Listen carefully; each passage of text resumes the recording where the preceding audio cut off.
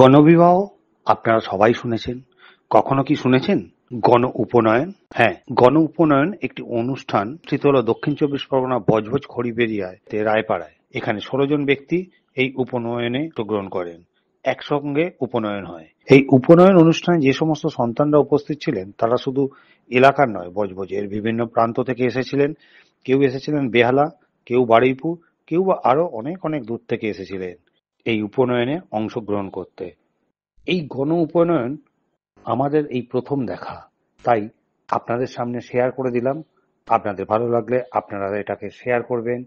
আজকের অনুষ্ঠান হচ্ছে এটা পৈতে, হ্যাঁ, গণপৈতে বলে, সেইটাই ঠাকুরমশাই আমাকে ফোনে বলেছেন, আমি সেইটাই হিসেব করে আমি এসেছি আজকে। আর দেখলাম এখানে সত্যিকারের ভালো, এইসব যেসব বাচ্চাদের দেওয়ার মানে বাবা মায়েরা দিতে পারে না, তারা এই যে ঠাকুরমশাই একটা দায়িত্ব নিয়ে করছে, আমার খুবই ভালো লাগলো এইটা। আর আমি ডিএন ঘোষ রোডে আমার বাড়ি, আমারও ওই দুর্গাপুজো মানে ডিএন ঘোষের যে নবদুর্গা হয়, যে পুজোটা হয়, সেটা আমাদেরই মাইতিদের বাড়িরই পুজো, আমি মাইতির বাড়ির বউ।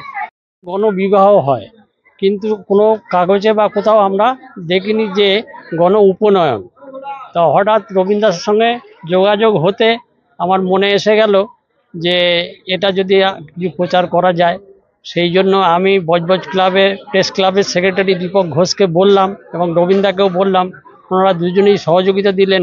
এই সহযোগিতার বশেই এই আজ প্রচারটা হবে, এবার এটা চলছে এবং চলবে ভবিষ্যতে। গণবিবাহ আমি অনেক জায়গায় দেখেছি, যেমন বাগনানে হয়, কিন্তু আমিও উপনয়ন ব্যাপারটা নিয়ে মানে জানতাম না। কিন্তু মামার উদ্যোগে আর আমার বেশ কিছু ভাইপো ভাই পাড়ার বেশ কিছু মানুষের সহযোগিতায় এই গণ উপনয়নটা তুলি 3 বছর আগে। তো প্রতি 3 বছরই আমার এখানে হয়েছে।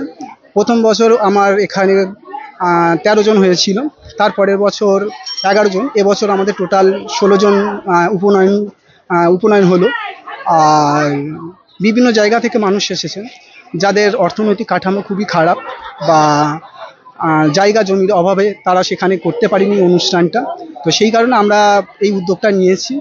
তো বিভিন্ন জায়গা মানে বারুইপুর থেকে বেশ কিছু মানুষ এসেছে, বেহালা থেকে এসেছে, তারপরে আপনার টালিগঞ্জ থেকে এসেছে, মহেশতলা থেকে এসেছে, তারপরে বিভিন্ন জায়গা থেকে আরও মানুষ এসেছে।